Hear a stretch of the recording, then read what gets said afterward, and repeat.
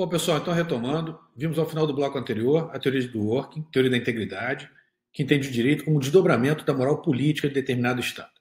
Agora a gente vai analisar a teoria de Habermas, teoria discursiva, teoria do procedimentalismo. A gente tem que entender um pouquinho a história do Habermas para que a gente consiga compreender melhor a teoria dele. Habermas, alemão, né? Ele era adolescente na época da Segunda Guerra Mundial e ele fez parte da juventude hitlerista. Não que ele fosse nazista de forma alguma, ele é um democrata, mas à época, muitos jovens, né, eram obrigados a fazerem parte da juventude hitlerista. Não foi diferente, por exemplo, com o ex-papa Ratzinger, que também fez parte da juventude hitlerista. E o Habermas, ele tem uma rejeição muito grande a toda ideia de ditadura, de fascismo, de nazismo. Ele é um democrata na essência, ele acredita verdadeiramente na democracia. Ele entende a democracia como um instrumento das sociedades modernas, das sociedades contemporâneas, em que se pode chegar sempre ao melhor resultado. Então, através da democracia, da divergência, do debate, da discussão, você chegaria sempre a um resultado melhor, sempre a um resultado mais próximo do ideal. Inclusive, ele chega a dizer que se dispuséssemos de tempo infinito, chegaríamos sempre a uma verdade próxima de uma verdade absoluta. Como a gente não dispõe desse tempo infinito, as verdades são sempre provisórias. Estão em constante processo de construção através desse debate democrático, através da própria democracia. Tendo a democracia como fundamento essencial de toda e qualquer sociedade para Habermas, ele não vê nenhuma outra forma de organização social sem que seja através da democracia. Então, a democracia ela teria uma característica universal. A democracia seria essencial para toda e qualquer conformação de sociedade, qualquer organização de Estado, portanto. Assim sendo, o direito ele teria uma finalidade, um objetivo, garantir a própria essência da democracia. Então, o direito ele existiria para garantir a igualdade de oportunidades das pessoas se manifestarem dentro da sua respectiva sociedade, manifestarem suas ideias, suas ideologias, colocarem suas posições. Claro, né, a democracia ela tem que ter alguns limites, porque senão ela vai permitir que eventuais discursos autoritários eles destruam a própria democracia. A democracia também não pode ser entendida como um regime absolutamente passivo, não. Ela tem regras de autoproteção, de autocontenção. Então, o direito teria essa finalidade. Qual finalidade? Garantir o discurso racional, garantir o debate, garantir a oportunidade de todas as pessoas se manifestarem. Agora, olha o detalhe interessante. Garantir o discurso racional, portanto. Aqui você pega a própria ideia que tem imperado na Alemanha, onde a liberdade de expressão, por exemplo, ela não é tida como absoluta. Não se admite na Alemanha os discursos de ódio, porque entende-se que os discursos de ódio eles atacam a própria essência da democracia, eles atacam a própria essência da liberdade, porque o que ele quer não é defender uma ideia, é diminuir o outro, é tentar excluir o outro da sociedade. Esse ponto é importante. Uma coisa é você defender ideias, uma coisa é você ter posições políticas, defender determinada orientação econômica. Outra coisa é você tentar diminuir a pessoa, para você excluir essa pessoa do debate, para você excluir essa pessoa da sociedade. Aí não é uma democracia. Porque a democracia, como dito, né, ela tem que garantir a igualdade de oportunidade para todas as pessoas se manifestarem. E o direito vai ser esse instrumento. O direito vai ser esse instrumento da democracia para que ele garanta a liberdade de todos poderem se manifestar. A igualdade, portanto, responsabilidade também, óbvio, né? Mas a igualdade de todos da sociedade poder expor seu pensamento, expor suas vontades, expor suas ideias, suas críticas. Então a gente tem que estar sempre aberto à crítica, a ouvir o diferente. Então a democracia ela se faz a partir do respeito à existência do diferente. Posso não concordar, por isso que tem o debate, mas eu tenho que respeitar que o diferente existe. E não querer simplesmente dizimar o que é diferente, eliminar a sua própria existência. Aí você entra no que nós chamamos de discurso de ódio, onde você quer eliminar o outro, você quer minar o outro, quer diminuir o outro na sociedade, para chegar ao momento em que você exclui esse outro da própria sociedade, portanto. E a finalidade do direito é garantir que isso não aconteça. Proteger, portanto, a igualdade de oportunidades. A igualdade de toda e qualquer pessoa falar, se manifestar, se organizar, veja só. Veja que a nossa própria Constituição, ela tem como princípio fundamental o pluralismo político. Então é uma essência da democracia a ideia de diversidade, de pluralismo, olha só. Não se faz democracia sem ser plural. Não se faz democracia sem ideias diferentes. Então você pega, por exemplo, estados que querem um único partido, o Estado comunista. Isso não é uma democracia quando você tem um único partido. O Estado nazista, que permite só um partido, o Partido Nacionalista, isso não é democracia. Então a democracia, ela é feita da pluralidade, ela é feita da diversidade, ela é feita da diferença, olha só, do respeito à diferença. E o direito, ele é instrumento da democracia para garantir, e agora importante, a igualdade de participação. Igualdade de participação indica que o indivíduo tem o direito a ser diferente. Ele tem o direito de participar, expor suas vontades, expor suas ideias, de poder ser diferente dos demais. Isso que o direito visa garantir. O direito não visa, na visão do Habermas, garantir direitos pré-definidos. Então, o direito ele não está aqui para estabelecer conceitos pré-definidos, valores pré-concebidos. Não. Tá? Isso vai ser fruto de um consenso, resultado do processo democrático. É através do debate, desse resultado do processo democrático, do consenso obtido através das vias democráticas, é que a gente vai estabelecer direitos propriamente.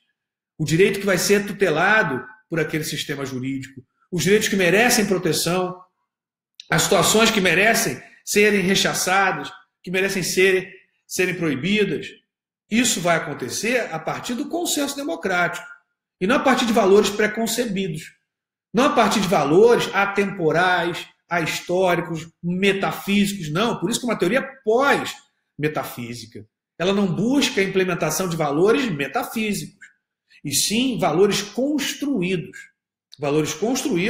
através do debate democrático, através do consenso que se chega, através desse debate, portanto. Então, a finalidade do direito é garantir esse canal aberto de participação a todos os integrantes da sociedade em pé de igualdade. Então, um grupo indígena, um grupo homoafetivo, um grupo de mulheres, um grupo de homens, um grupo de negros, um grupo de metalúrgicos, um grupo de militares, um grupo de policiais, um grupo de idosos, um grupo de adolescentes. Todos têm que ter voz na sociedade. Todos têm que ser ouvidos na sociedade, portanto. Porque a partir dessa dialética essencial à democracia, é que, se óbvio, formos racionais, se nós conseguirmos refletir e não querer impor uma vontade, aí a gente consegue chegar a um melhor resultado. Ouvir o outro, refletir em relação ao que o outro diz. E aí sim, chegarmos, portanto, a um consenso. Então, os seres racionais, e nós ainda somos seres racionais, nós temos essa capacidade de reflexão. E, claro, temos que entender que a sociedade não existe para satisfazer nossas vontades. Então, se você tem essa premissa, aí já começa errado no debate democrático. O debate democrático tem que estar aberto ao contraditório, aberto ao diferente. O resultado não pode ser fruto de uma imposição, mas fruto de um consenso.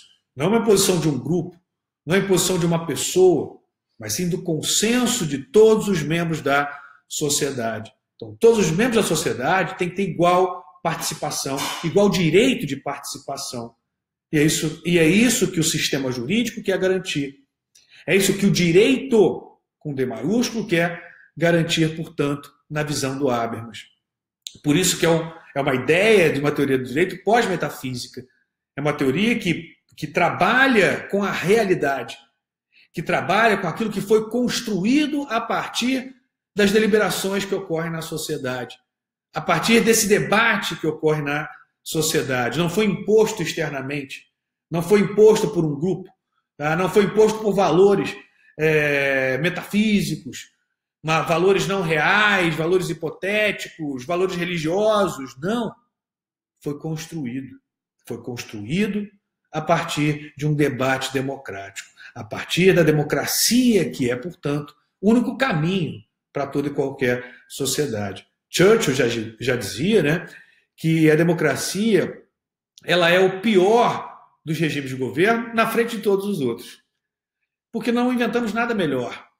Então a democracia é aquilo que possibilita você ter a voz. Nós estamos passando por um momento triste no mundo, e digo mais, triste no Brasil, porque nós tivemos história de violência à liberdade de expressão, à liberdade de manifestação, de momentos antidemocráticos. E eu fico triste quando eu vejo, principalmente jovens, que não conhecem isso, atacarem a democracia. E o que é pior, ele está atacando o direito dele falar. Ele está atacando o direito dele poder se manifestar. É tão paradoxal que a pessoa não consegue ver o que ela está fazendo. Ou seja, a pessoa se manifesta, tá? Uma passeata, por exemplo, contra a democracia, a favor de uma ditadura, que se existisse, ele não poderia se manifestar. Olha que bizarro. Que bizarro. Ou seja, a pessoa está se manifestando, tá? Pelo não direito dele poder se manifestar.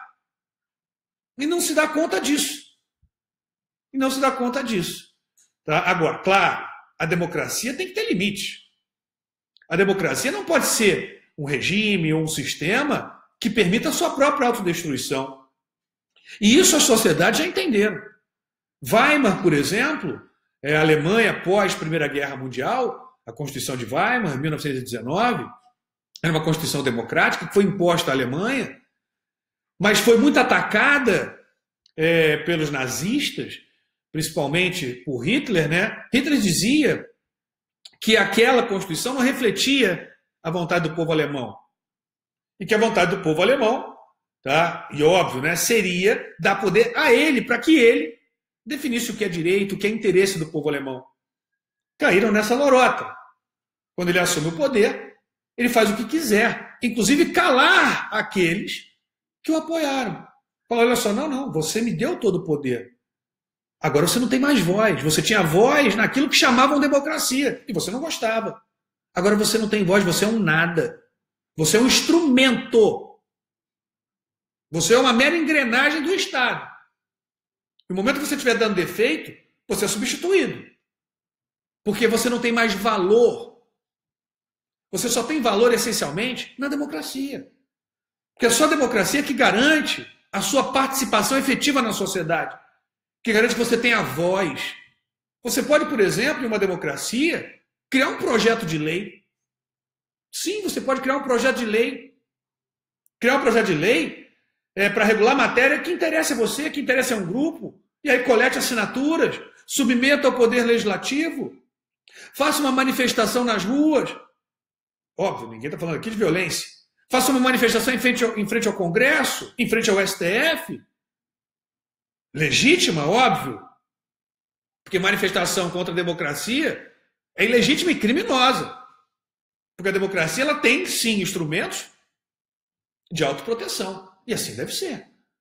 Porque, do contrário, ela permitiria, como eu disse, a sua autodestruição, como aconteceu em Weimar, que era uma Constituição democrática, e permitiu, foi minada pelo Partido Nazista, que destruiu a essência da democracia. E aí, óbvio, quando você destrói a democracia, não adianta você chorar mais. Porque o seu choro não tem mais valor. Na democracia, o seu choro ainda tem valor. Claro que as democracias estão em constante processo de aperfeiçoamento. Não existe uma democracia ou um sistema democrático universal. Não, constante processo de construção. Você veja que você tem hoje uma democracia na Alemanha que é diferente da democracia americana, que é diferente da democracia brasileira, mas está em constante processo de construção. E sim, é essencial a ideia de democracia, primeiramente, a liberdade. A liberdade não apenas de expressão, tá? A liberdade de você se manifestar politicamente, a liberdade de opção religiosa, a liberdade de opção sexual, de opção política, de opção filosófica, de opção econômica, desdobramentos da própria liberdade. Também é essencial às democracias a igualdade. E não disse em que termos a igualdade é essencial. Mas a igualdade, por exemplo, é essencial nos termos defendidos por Habermas. Ou seja, igualdade de participação. Igualdade de participação indica que a sua voz deve ser ouvida, assim como a voz de qualquer outro da sociedade. E você tem esse direito de participar, de se manifestar nas questões de Estado. Veja, por exemplo, que no controle de constitucionalidade, no controle abstrato de constitucionalidade, o STF pode, em questões de interesse da sociedade, abrir audiências públicas para ouvir a sociedade, a participação da sociedade. Isso só acontece em um Estado democrático. Isso não acontece em um Estado ditatorial. E pouco importando se a ditadura é de esquerda ou de direita.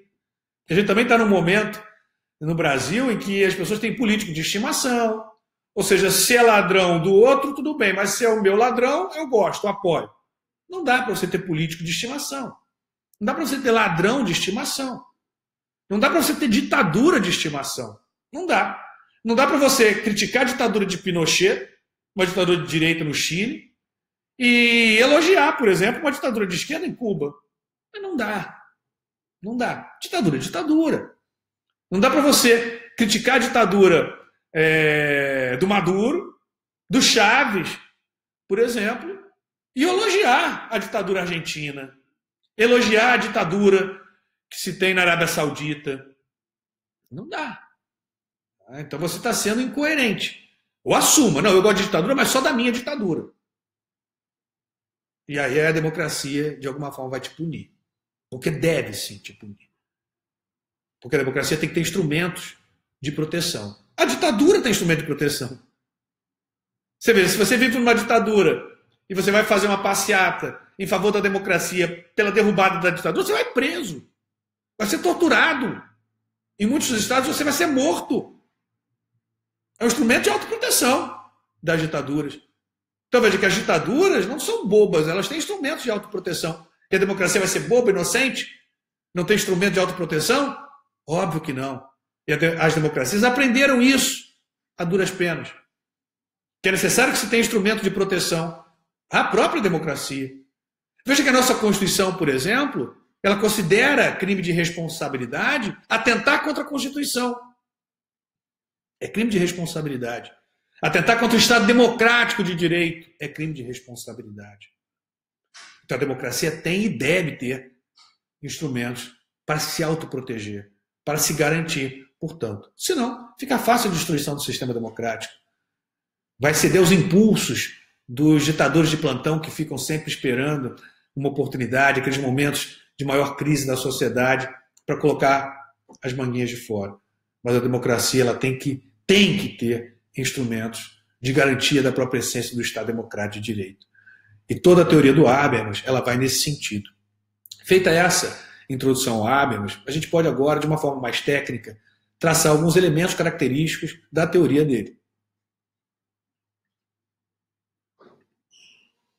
Então, procedimentalismo, teoria da razão, ação comunicativa e teoria discursiva de Jürgen Habermas. A democracia é um instrumento, um processo de auto-organização político das sociedades contemporâneas. Foi o que eu disse, a democracia ela é uma forma da sociedade se auto-organizarem. Habermas, que não acredita em verdades absolutas, metafísicas, mas sim construídas pelo consenso, defende que uma comunidade de cidadãos racionais, ou racionais aqui é importante, livres e desinteressados, esse detalhe é fundamental. Racionais nós somos, mas desinteressados. Então, para você participar de um debate, isso no dia a dia é importante, você deve sentir isso. Tá? Então, não adianta você participar de uma discussão, a gente tem vivido isso, quando o outro não está aberto a querer ouvir e a refletir em relação ao que você está dizendo. Porque aí não adianta. Aí você está falando com a parede. Você fala, a pessoa não ouve, ele vai e fala as posições dele. Você também não ouve, ele fala as posições dele. É o debate que a gente vê hoje em dia. Tá? Então não adianta. Então você não está disposto a aprender. Você já vem com tudo pré-definido. Eu até esses dias, foi muito interessante, eu vi um comentário que reflete exatamente isso. Né? Eu tinha feito uma postagem, não me recordo qual era, acho que repartição de competências, enfim. Aí alguém, né, não lembro se era um aluno, alguém comenta assim, diz, não, falou exatamente o que eu queria ouvir. Ou seja, tá? Não, disse ainda, parabéns, parabéns, falou exatamente o que eu queria ouvir. Ou seja, se eu tivesse falado algo que essa pessoa não queria ouvir, não teria os parabéns, ela teria me xingado. Ou seja, o que importou para a pessoa, e ela até concordou comigo, hein? O que importou para a pessoa, tá? Não foi o meu raciocínio, não foram os meus argumentos, foi eu ter falado o que aquela pessoa queria ouvir. Mas isso não é da essência da democracia. A essência da democracia, tá, é você ouvir muitas vezes o que você não gostaria de ouvir e refletir sobre aquilo. Aí sim, você tem a essência da democracia.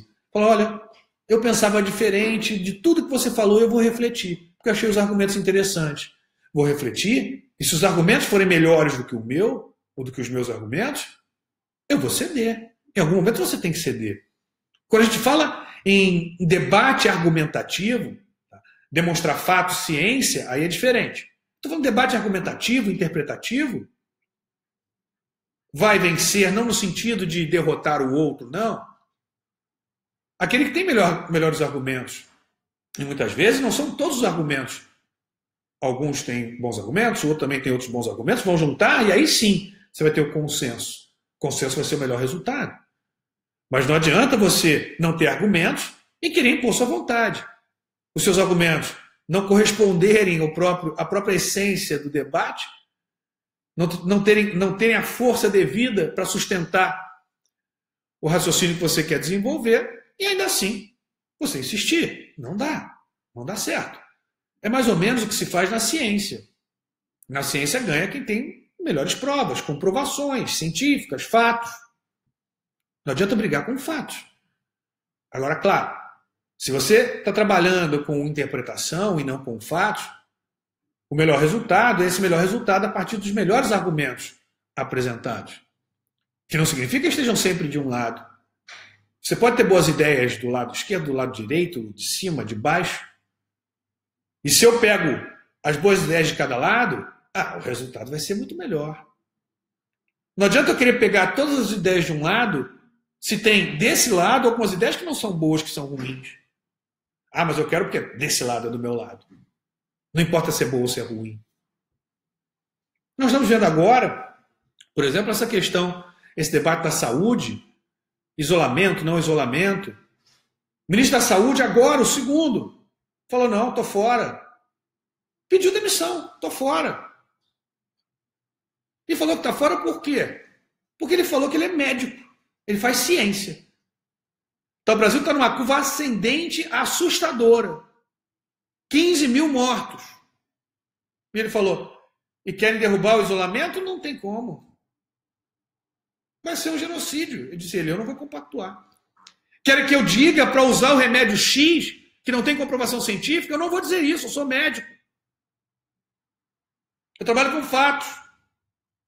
Pelo contrário, os fatos estão mostrando, médicos, que esse remédio que querem impor aí, também não sei porquê, que loucura, querem impor algo que não dá resultado. Ele disse, hein, o que está agora, que foi nomeado recentemente, depois do Mandetta. Pediu demissão, falou, não. Como é que eu vou fazer isso? Eu sou médico. Você, inclusive, sabe que se você receitar algo para alguém, exercício legal da medicina, crime, sem comprovação. Mas agora a gente tem político receitando remédio. Político receitando remédio. Não tem informação nenhuma para fazê-lo, mas está receitando remédio. Mas o que é isso? O ministro da Saúde falou, não, estou fora, eu não participo. Falou, isso eu não faço. Sim, se for possível flexibilizar, a gente vai, mas os fatos é que vão dizer. Não a minha vontade.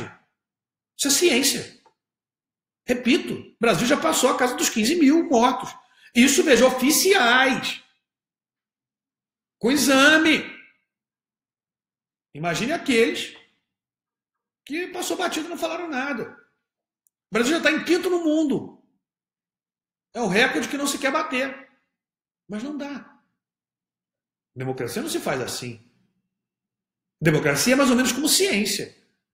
Claro, a ciência é o fato que vai embasar, sempre, mas a democracia são os argumentos, o debate, não a imposição de vontade. Isso não é da essência da democracia. Por isso que existem dificuldades. E não estou falando aqui de nada específico, por exemplo, o fulano é corrupto, o fulano não. Não, estou falando da democracia de uma forma geral. Por isso que existem dificuldades, por exemplo, para se aprovar o projeto, um projeto de lei, uma proposta de emenda, o plano A, o plano B. Sim, porque eu tenho uma relação entre os poderes do Estado, que é uma relação de interdependência. Não existe poder soberano. Soberano é o Estado brasileiro. Não existe poder soberano. Independente. Independente dos termos da Constituição. Dentro dos limites definidos na Constituição. E também a partir da relação de interdependência, de controle recíproco, definido na Constituição. Claro que, por vezes, um avança um pouquinho demais, avança aqui, avança ali, e a democracia se autocorrige. Mas a democracia, ela tem instrumentos de garantir não só esse discurso de todos da sociedade, essa participação, mas também da própria essência da democracia, a manutenção da própria democracia. Aí prossegue lá o Habermas. Diz lá, defende que a comunidade de cidadãos racionais, livres e desinteressados, ou desinteressados aí, chegaria à verdade se dispusesse. A verdade, o melhor resultado, tá? O que é certo. Se dispusesse de tempo ilimitado para desenvolver a investigação discursiva. Então a gente poderia dizer se aquele direito é o direito que deve ser protegido de forma absoluta, se nós tivéssemos esse tempo infinito, coisa que não temos.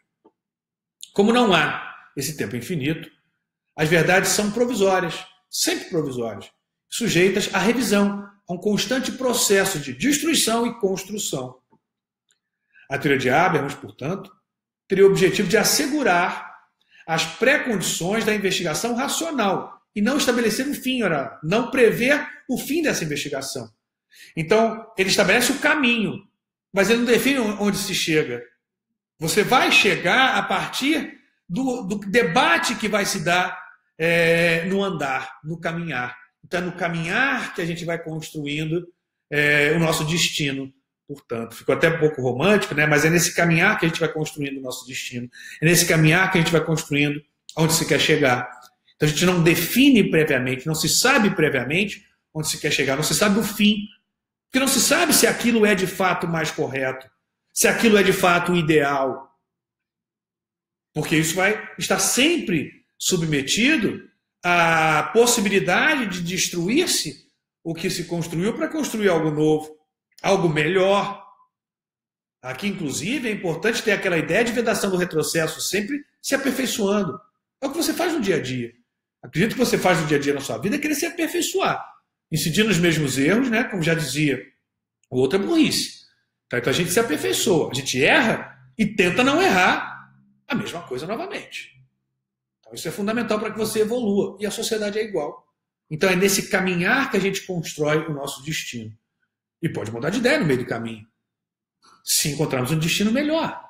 É exatamente assim que se faz a democracia.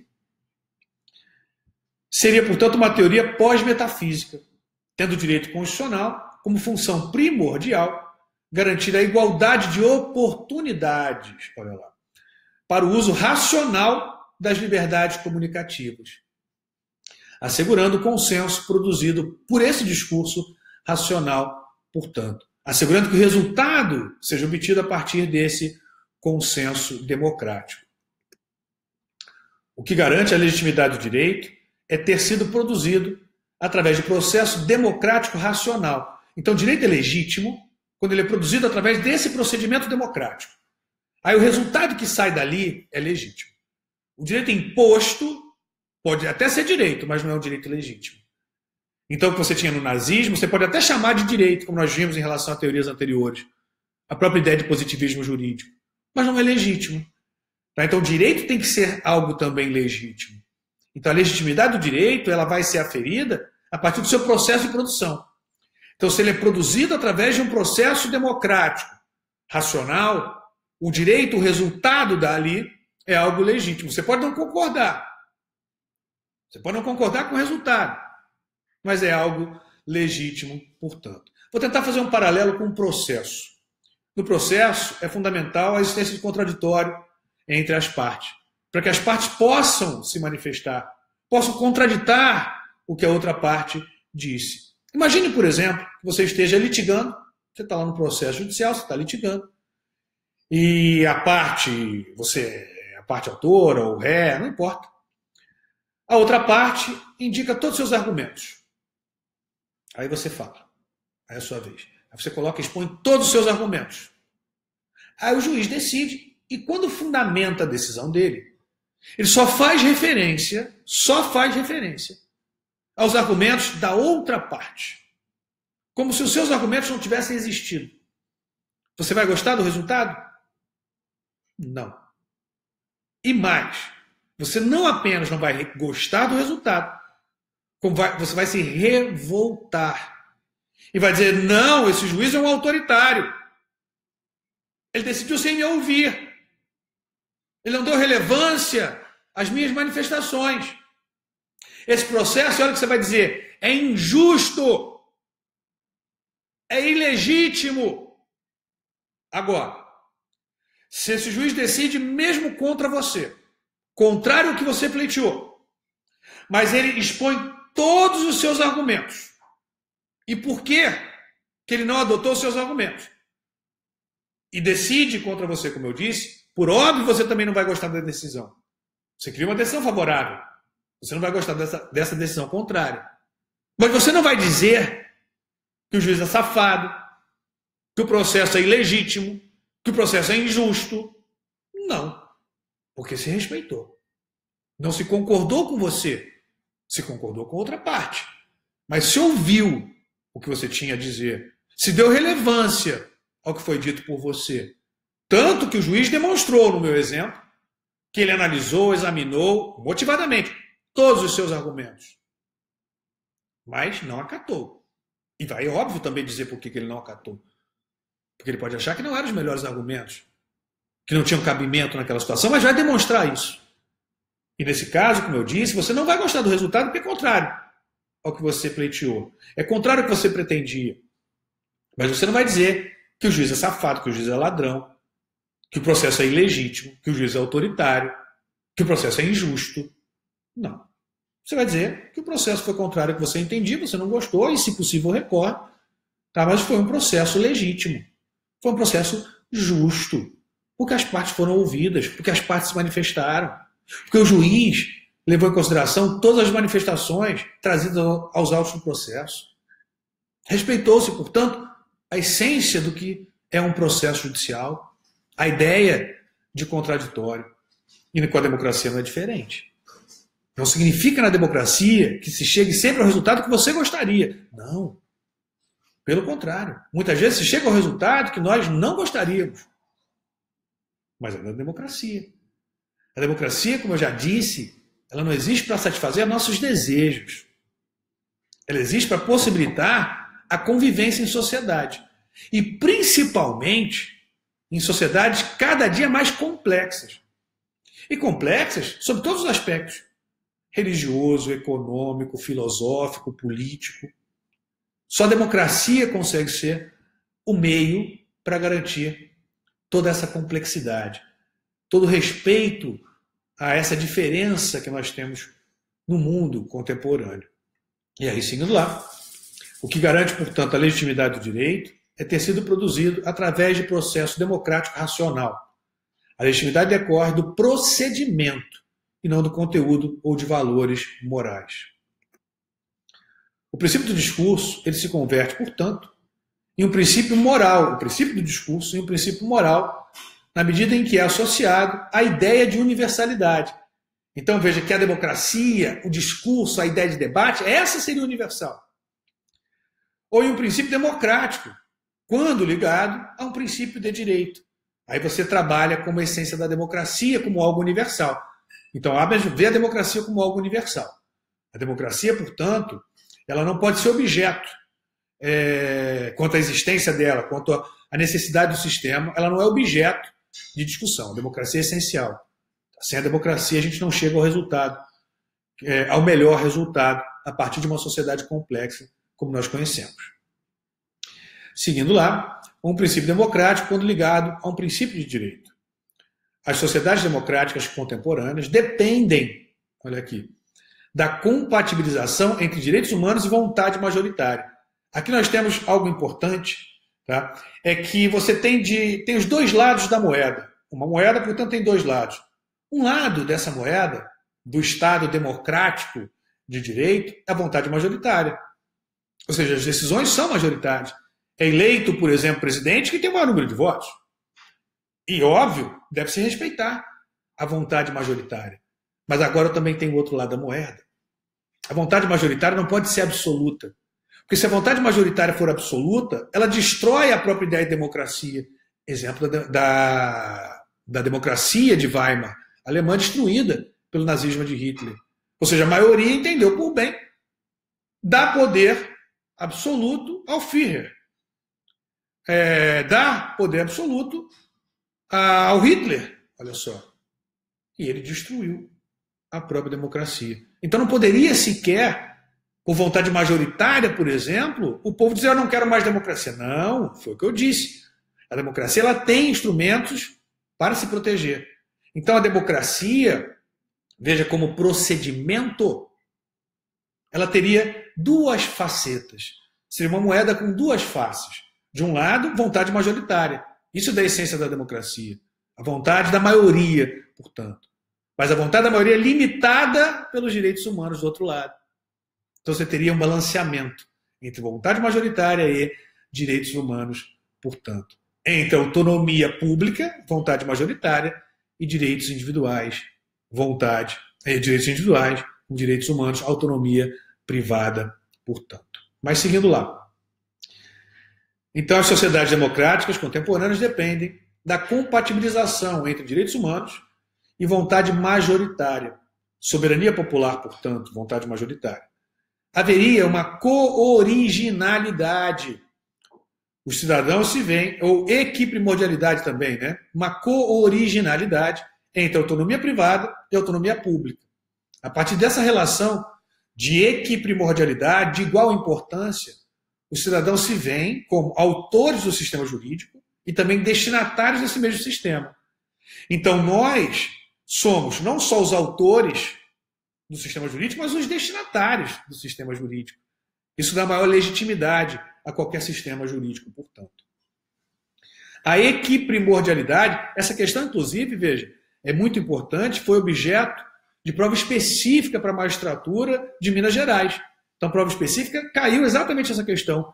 Equiprimordialidade, cooriginalidade entre vontade majoritária, soberania, e direitos humanos, direitos fundamentais.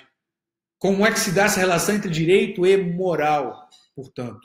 Mas seguindo, a equiprimordialidade entre o Código do Direito e o mecanismo de produção legítimo só é possível no médium do processo comunicativo fundado no princípio do discurso.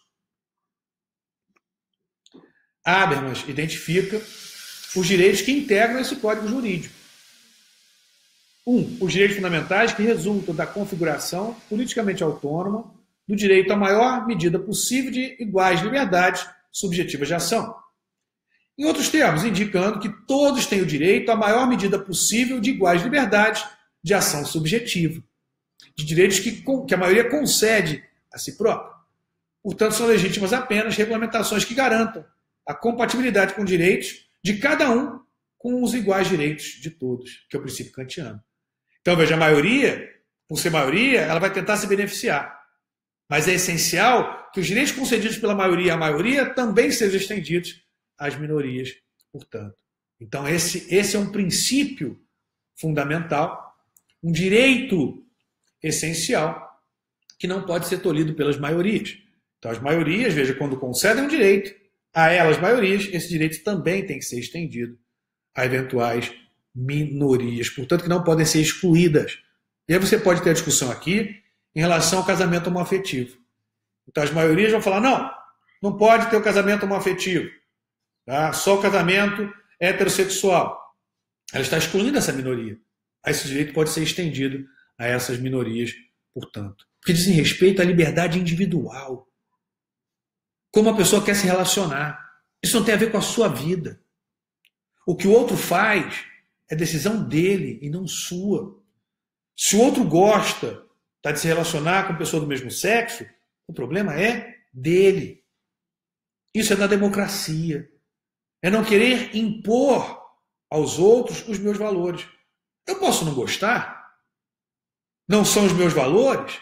Sou uma pessoa mais religiosa ou menos? Não são os meus valores? Ou não sou religioso, mas não gosto? Eu acho errado? Ensino meu filho que não é legal, ele não gosta por causa da nossa religião? Você não pode querer se impor como política de Estado.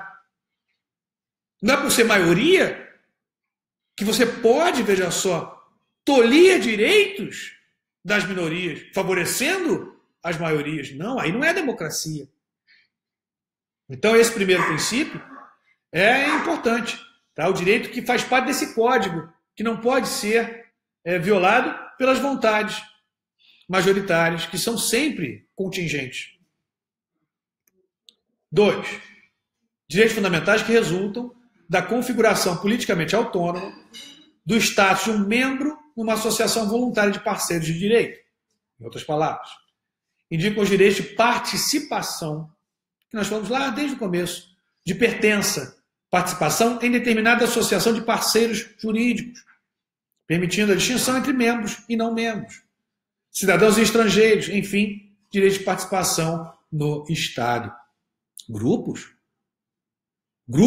da sociedade. A sociedade também se organiza em grupos. Grupos a partir de uma religião, a partir de uma ideologia política, a partir de uma ideia econômica.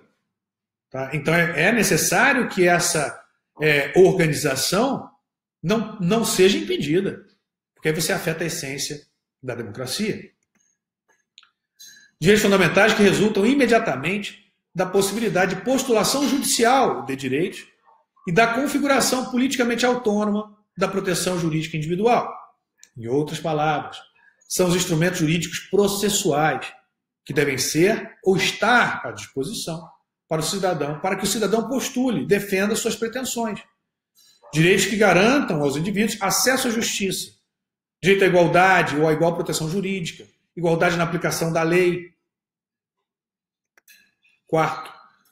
Direitos fundamentais, a participação em igualdade de condições em processo de formação de opinião. Aqui já não é só organização, e de vontade, nas quais os cidadãos exercitam sua autonomia política e através dos quais eles criam o direito legítimo. São direitos políticos que estabelecem a condição de cidadãos livres e iguais. E aqui já você poder livremente participar efetivamente dos debates que ocorrem em sociedade. 5. Direitos fundamentais, a condição de vida, garantida social, técnica e ecologicamente. Sem educação, por exemplo, não há democracia que se sustente, entendido como as condições necessárias para o efetivo exercício dos direitos elencados de 1 a 4. Em outros termos, direitos que garantam igualdade de possibilidades para o aproveitamento dos direitos anteriormente enumerados. A educação é um claro exemplo. Então, o direito à educação é fundamental. O direito à saúde. Nós estamos vivendo um momento em que, se formos racionais, deixarmos um pouco de lado nossas ideologias, né, que às vezes nos cegam, deixarmos um pouco de lado aquela verdade que cega, nós podemos e vamos refletir o momento que estamos vivendo e vamos chegar a uma conclusão, creio eu, da importância do sistema público de saúde efetivo. Não estou falando só no Brasil, não, no mundo. No mundo é importante. De um sistema de educação, claro, sempre com qualidade, porque se tiver só um sistema de educação que não tiver qualidade, aí você tem só uma ficção, só a forma, mas não a essência, não a substância. Mas educação, saúde, dignidade é essencial para que a democracia se faça verdadeiramente. E não simplesmente você tenha uma ficção chamada de democracia, portanto. Então, equiprimordialidade, relação entre direito e moral, Direito e moral são complementares, não são excludentes. Veja, no positivismo, excludentes. Direito e moral separados. Já para o Dworkin, teoria da integridade, o direito integra a moral política do Estado. Já para o Habermas, direito e moral são complementares. A relação entre eles é de co-originalidade, de equiprimordialidade, portanto, de igualdade. É necessário, tá, que você tenha esses dois lados da moeda. Seguindo lá, autonomia pública, soberania, vontade majoritária, mais autonomia privada, direitos fundamentais. Co-originariedade entre autonomia pública e autonomia privada, vontade majoritária, não pode se sobrepor aos direitos individuais. Deve haver esse balanceamento, olha só. Tá? E também o direito individual não pode tolir uma vontade majoritária. Então, é a partir desse debate, desse consenso, dessa análise de adequação entre a vontade majoritária e direitos individuais, é que a gente tem o melhor resultado, que vai ser o produto do discurso, o produto desse debate, desse processo democrático. Estado democrático de direito é visto como um meio, que garante reciprocidade entre soberania, autonomia pública, vontade majoritária, e direitos fundamentais, autonomia privada, direitos individuais. Legitimidade do direito depende, portanto, do equilíbrio entre autonomia pública e autonomia privada. Não da prevalência de uma em relação às outras, mas do equilíbrio entre elas. Então, para Habermas, olha só, a relação entre direito e moral é mais de complementação do que de subordinação. Assim como a moral, também o direito deve defender equitativamente a autonomia de todos os envolvidos e atingidos. A autonomia, que no campo da moral é monádica ou monolítica, surge no campo do direito sob a dupla forma de autonomia pública e privada, não é monolítica como na moral. A autonomia pública e a autonomia privada precisam ser mediadas para que uma não prejudique a outra. As liberdades de ação individual do sujeito privado e a autonomia pública do cidadão ligado ao Estado possibilitam-se reciprocamente. A autonomia política dos cidadãos, fundada no princípio da soberania popular, e a autonomia privada dos cidadãos, fundada nos direitos fundamentais, que garantem o domínio anônimo, das leis, são equiprimordiais. O direito, portanto, legitima-se como um meio para o asseguramento equinânime e autonomia pública e privada. Fechamos, portanto, com Habermas, prosseguimos no próximo bloco. Até lá.